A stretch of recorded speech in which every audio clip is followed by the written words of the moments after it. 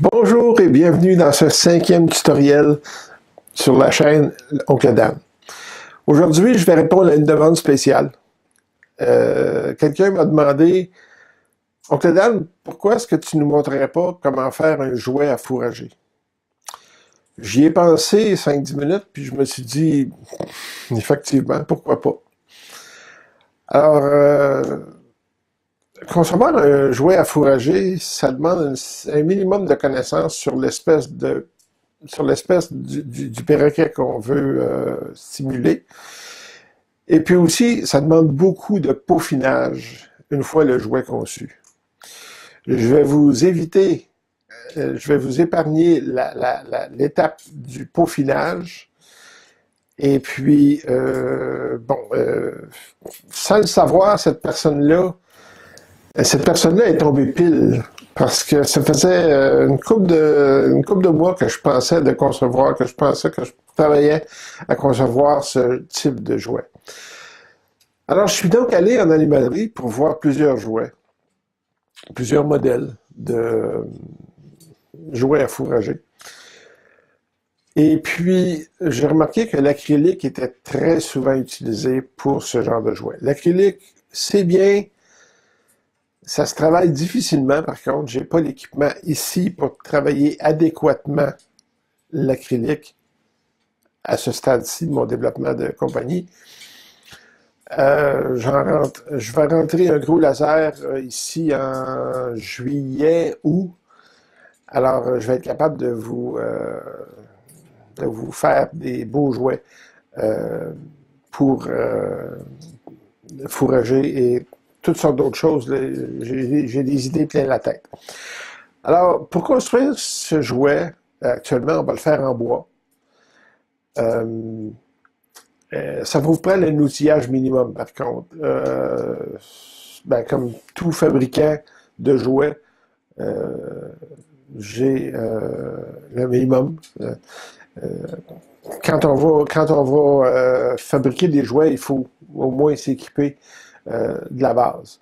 Là-dessus, je parle d'une perceuse, je parle d'un étau, je parle de tournevis, pince, scie à découper, très fin, très fine, précision, etc. Bon, papier sablé, hein, le minimum, quoi. Alors, vous aurez besoin d'une perceuse. Perceuse à main, perceuse manuelle, ça fait. Par contre, je vais vous recommander une perceuse à colonne. Si vous utilisez une perceuse manuelle, je vais vous recommander un étau. Ça va vous prendre une scie cloche de bon diamètre, du diamètre, vous pourrez juger par vous-même lors de la construction qu'est-ce que ça vous prend. C'est pas vraiment pertinent. En fait, c'est pertinent pour la grosseur du jouet que vous voulez faire. Moi, j'utilise de tous les grosseurs. Je vais vous montrer ici. À ce moment-là, ça va vous prendre aussi une pièce de bois. Moi, ici, j'utilise du merisier russe, du merisier de Russie. Un contreplaqué d'environ 5 à 6 mm. Le merisier russe est un bois qui est excessivement dur. Il y a de la colle dedans, oui, mais par contre, c'est pas la partie dont notre perroquet va jouer. Il va souvent va essayer de fourrager, il va essayer de grignoter. Parce que, un, c'est très très dur, et deux, il y a des pièces plus souples que ça à s'attaquer. Ça va vous prendre un goujon rond de petit diamètre. Attention au bambou. Regardez mon premier vidéo, mon premier tutoriel. Je vous parle des matériaux sécuritaires. Attention au bambou. C'est très facile pour un fabricant, pour un distributeur de vous passer du bambou pour du pain. Le pain est plus pâle que le bambou, qui est un peu plus jaune. Alors, à ce moment-là, c'est important de ne pas vous tromper dans la sélection du matériel, des matériaux. Ça va vous prendre aussi un forêt du diamètre du bambou ou de la tige de bambou que vous prenez, pas du bambou, du barreau, du petit pain, du pain que vous prenez. Ça va vous prendre un gros goujon dorsal, vous verrez, dépendant de la grosseur du jouet. Et ça va vous prendre le forêt aussi qui va avec du diamètre du goujon. Ça va vous prendre aussi une ficelle pour attacher votre jouet. Ça va vous prendre des billes, une bille de bois ou si vous voulez simplement faire un nœud pour tenir. Ça va vous prendre une attache. Ça va vous prendre, il y avait deux choses. Il y avait une friandise. L'autre chose, c'était assez important. Qu'est-ce que c'était? Ah oui, ça va vous prendre un perroquet. Il y en vend dans l'animalerie, il y a de toutes les couleurs, toutes les grosseurs.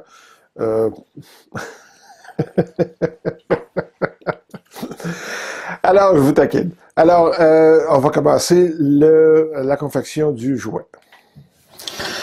Alors ici, je perce le troisième trou avec la scie cloche.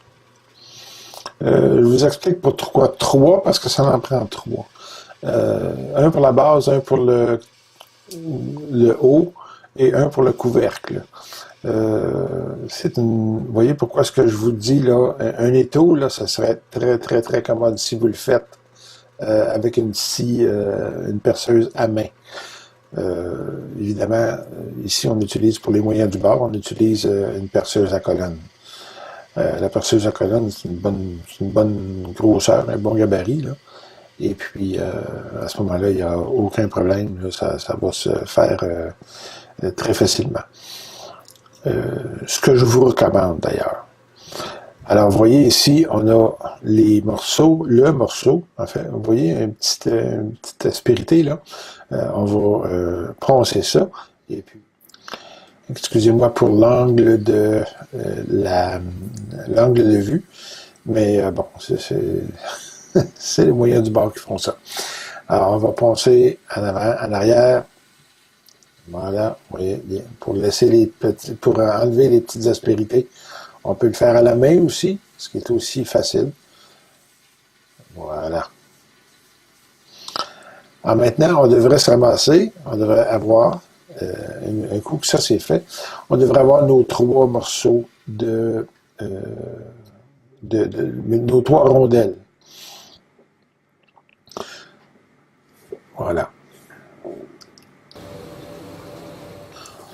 On va utiliser un gabarit pour percer nos trous à distance égale. Alors, on va faire des marques dans le morceau de bois, dans la rondelle. On va le faire pour 2. Et puis, le dernier, on va juste faire 1. Ensuite, on va prendre les goujons, des petits goujons pour les barreaux. C'est important de prendre un petit goujon, dépendant, tout est relatif, hein. On va saisir à partir de nos perroquets, là. On va faire un examen sommaire des goujons qu'on dispose pour savoir s'il n'y en a pas des... Bon, il y en a un croche ici, on va l'enlever. Ça vient de Chine, hein, ces choses-là. Alors, il faut faire attention. Évidemment, on va percer de la bonne grosseur. On a ici un gabarit pour les grosseurs de forêt. Évidemment, ici, j'utilise du méthode anglaise. On va bien... C'est ça, ici, voilà. OK, alors, ça nous dit ici 3/32e de pouce. 3/32e de pouce. Alors, 3/32, ça me donne environ 2 mm. 1 mm 90. Bon. Évidemment, on va aller chercher un forêt qui est... vous voyez, il y a un petit peu de lousse, là. Alors, 3/32e forêt va faire. Alors, on va prendre le forêt approprié pour le bon diamètre du goujon. C'est bon de prendre un diamètre, comme je vous disais, un petit peu plus gros. À peine plus gros. À peine. OK? C'est pour ça que je vous ai dit, perceuse manuelle, c'est délicat, c'est faisable. OK? OK? Mais quand on a mesuré les deux rondelles, c'est en prévision d'une perceuse manuelle. On peut le faire individuellement. Ici, je vais les faire les deux à la fois, mais on va calibrer la perceuse à colonne pour pas que, voilà, regardez, une fois et demie, OK? Pour la première fois, je vais vous expliquer, vous allez voir ça tout à l'heure, là. On va calibrer ici, voilà. Alors, il ne pourra pas aller plus loin, là. La même chose ici, on va prendre un gabarit, une jauge, pour pas aller trop loin dans nos trous. Je parle en fait de position. Vous voyez, voilà, on va mettre un arrêt ici, un grand arrêt, et on va pouvoir percer les deux simultanément. On fait un test, voilà. Et on utilise les deux maintenant. Les deux. Et voilà. On va percer. Grand d'arrêt. On va percer. Et puis, on va être capable de faire les deux à la fois. Travail qui est un petit peu plus minutieux avec une perceuse à main, mais c'est toujours faisable. Vous voyez, voilà.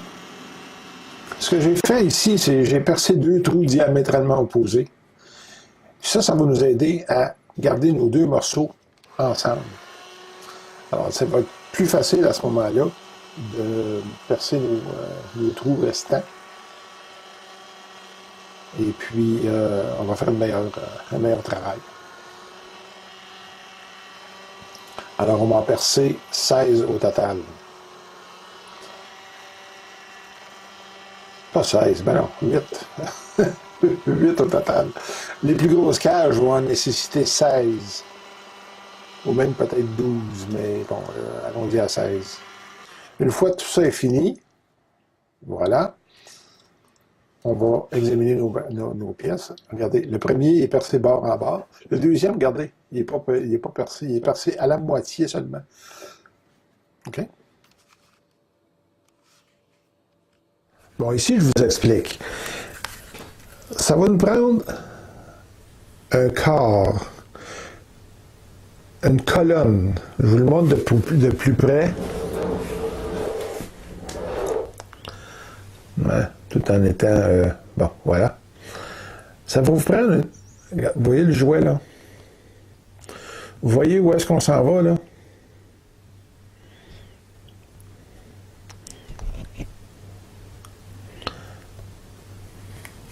Alors, il va falloir percer un plus gros trou ici, là, et dans notre autre morceau, ici, pour pouvoir mettre celui-là par-dessus. Je vous explique pourquoi celui-là ici sur le dessus.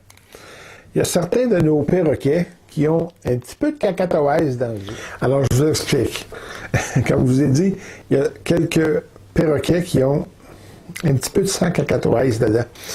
S'ils voient qu'il y a une friandise là, la première chose qu'ils vont essayer, c'est de disloquer le morceau. Alors, ils vont le lever. En le levant, ils vont avoir accès à la... Bon, OK. Ils vont avoir accès à leur friandise sans casser le barreau. Il faut leur donner un petit peu plus de travail que ça. Alors, si on met un blocage, qui est la partie du haut, il ne pourra pas l'enlever en le disloquant. Alors, il va falloir qu'il casse. Ah. Alors, on va percer nos 3 rondelles de un trou de la grosseur du bougeon qui va former notre colonne, notre corps pour tenir notre jouet en place. Un coup assemblé. Alors ici, on a nos 3 morceaux. Un qui est percé bord en bord, un qui est percé à moitié, comme on le voit, et un qui est percé juste le gros goujon, juste pour le loquet qui est parti sur le gros goujon. On a notre goujon dorsal et nos petits goujons qui vont servir de barreau à notre brison, entre guillemets. On va faire ici un pré-assemblage. Juste pour voir où est-ce que vont... ça s'en vient notre affaire. Là. Alors, on insère la partie inférieure dans le goujon dorsal. La partie supérieure, on fait une petite aspérité ici, là. Voilà. Voyons. Bon, OK. Alors, c'est ça, la partie supérieure. Et le verrou, la partie du verrou, qui, elle, va être utilisée tout à l'heure. On fait un essai. Vous voyez, là? Lui, il ne peut pas passer bord à bord vu qu'il est juste à la moitié. Alors, on va prendre des pinces, on va le marquer, premièrement. On va marquer ici, voilà, pour pouvoir le couper tout à l'heure. Alors, il va falloir en couper 7 comme ça.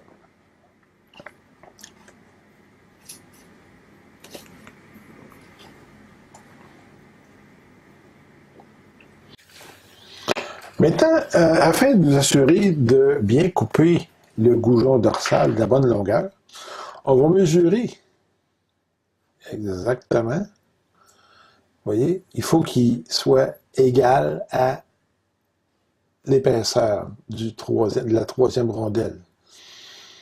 OK? Ceci fait, on va marquer notre goujon. Et on va le désassembler pour pouvoir le couper sur la marque. Une fois notre goujon dorsal, notre colonne coupée à la bonne longueur, on va préparer, on va faire un autre préassemblage, cette fois-ci un peu plus sérieux, pour voir exactement où est-ce qu'on en est avec la confection de notre jouet. S'il faut apporter des modifications, c'est à ce stage-ci qu'on va le faire. Alors, on fait ça, on va essayer notre capuchon. Ça semble être correct. Bon, OK. Alors là, on va procéder à toute on va le désassembler et on va procéder à la section, à la coupure de nos barreaux. Il faut en couper 7, comme ça. Alors, c'est aussi bien de bien faire le travail. Des barreaux de cette grosseur-là, on peut facilement les couper avec une pince coupante. Alors, c'est ce qu'on va faire. Et voilà. Alors, on va en couper 7. Une fois nos goujons coupés, on procède à l'assemblage. Et puis, on met le capuchon, le verrou, et voilà, notre cage, elle est terminée. Pour les remplacer, c'est simple. On rouvre le capuchon, on rouvre le loquet, et on peut les remplacer facilement, à peu de frais. Et puis, voilà. C'est un jouet qui est peu dispendieux à faire. Et puis, ces bâtons-là, nous, au Canada, en Amérique, on a un petit magasin d'artisanat. Dollarama, et ça coûte 1,25 $. Alors, pour vous donner une idée, là, 1 € peut-être, 75 centimes. Alors, c'est notre jouet. C'est notre jouet. Évidemment, tout est relatif. Alors, regardez, j'ai construit notre jouet, j'en ai construit un petit peu plus gros pour mon gris d'Afrique. et un plus gros pour... Peut-être que je le donnerai à Jackson, celui-là. Alors, c'est ça. Alors, c'est ça qui... vous voyez, les goujons sont appropriés, évidemment. Je pense que Jackson a du fun avec le troisième. Le deuxième, un peu moins, mais le troisième, regardez. Puis, il n'y a rien qui vous empêche de changer la grosseur des barreaux. Vous voyez, j'ai deux formats identiques avec deux grandeurs de barreaux différents. Et puis, vous voyez, là, Zara est en train d'avoir un petit plaisir là, à essayer d'avoir sa friandise. Elle va y parvenir. Il ne faut pas se décourager. Alors, ceci conclut le 5e tutoriel de la chaîne Oncle Dan sur la confection d'une petite cage à fourrager. J'espère que ça vous a plu. J'espère que vous allez en faire. S'il y a des questions, n'oubliez pas, je suis là pour répondre. Partagez cette vidéo. Petit pouce en l'air. Ça fait toujours plaisir. Et puis, on se retrouve bientôt pour une 6e partie. Merci beaucoup. Passez une très agréable journée.